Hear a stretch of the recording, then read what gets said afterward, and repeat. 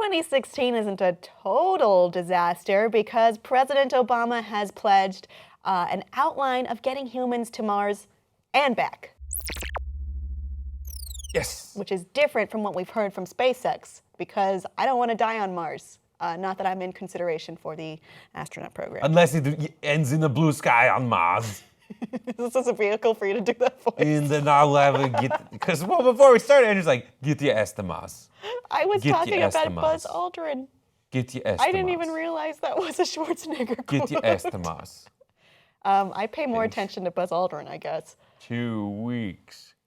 2 weeks, yeah. So anyway, the President of the United States It's just a series of Total Recall references. Obama revealed all of this in a CNN opinion piece, which it doesn't seem like an opinion if you're the president, detailing what we're going to be doing for this timeline.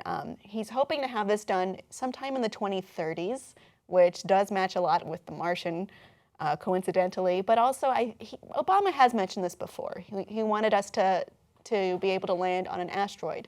And he wants us to be able to bring humans to Mars and home, which is something that NASA has frequently said. Here's a little bit of what he said in his article.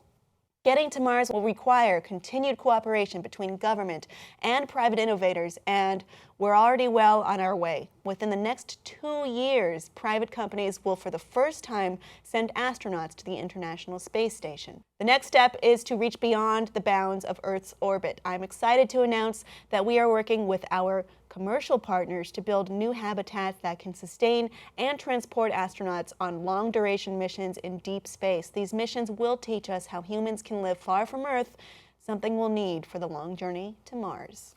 So it looks like it's more than baby steps and more than just an idea. This looks like it's been in motion. Notably, we have private space companies like SpaceX, like Boeing, likely on board with this and cooperating very much so, intertwined together in this mission. Because as everyone knows, NASA has stopped manned space missions on their own so far. A lot of this is budget concerns. If you read the article, President Obama specifically outlays different ways that he's trying to continue the space program and pushing the limits of science and human innovation while still staying under budget, which is the trouble right now. But I did like that he evoked the days of the space race, at least, and what the ideal of space travel and space exploration is. But yeah, I love it. I love seeing all these tests go on, and hopefully, and more of the ones that work than the ones that don't, like the recent SpaceX one that just fried a launch site. It happens. It was rough, because I know some SpaceX folks. It's rough, yeah. And when things go well, they have a fantastic day, and when things go poorly, like, they literally just drink their faces off. Like, they get really sad, and they take, like, the next day off, and they're like, it's like teams after a bad loss. I mean, they're just like, yeah, really it sucks, especially if it is private money. Well, no, it's bad if it's public money as well. But it's just the cost of doing this kind of part business. Of science. Yeah, they're doing happens. Experiments, and what they think will work doesn't always. And they're trying to figure out the very difficult task of understanding what kind of stresses need to be endured by what you're sending up into space.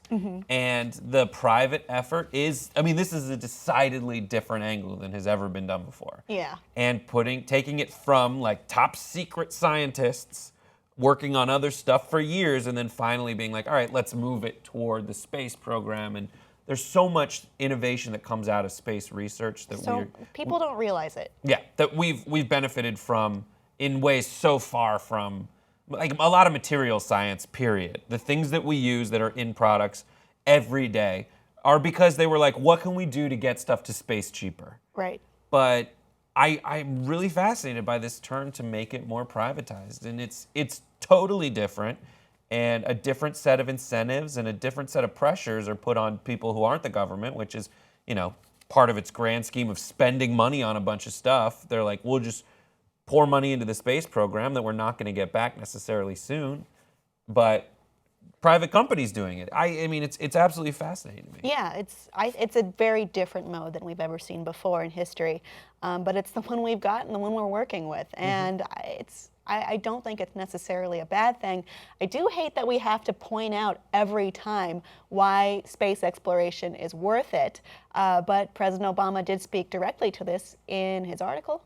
It represents an essential part of our character, curiosity, and exploration, innovation, and ingenuity, pushing the boundaries of what's possible and doing it before anybody else. The space race we won not only contributed immeasurably important technological and medical advances, but it also inspired a new generation of scientists and engineers with the right stuff to keep America on the cutting edge, which is such an ideal thing to hear. And it makes me feel so refreshed and good as we're nearing the end of the 2016 electoral cycle, which has been painstaking, tire fire, a shit show, whatever you want to call it. I like to be able to look at this and be like, you know what?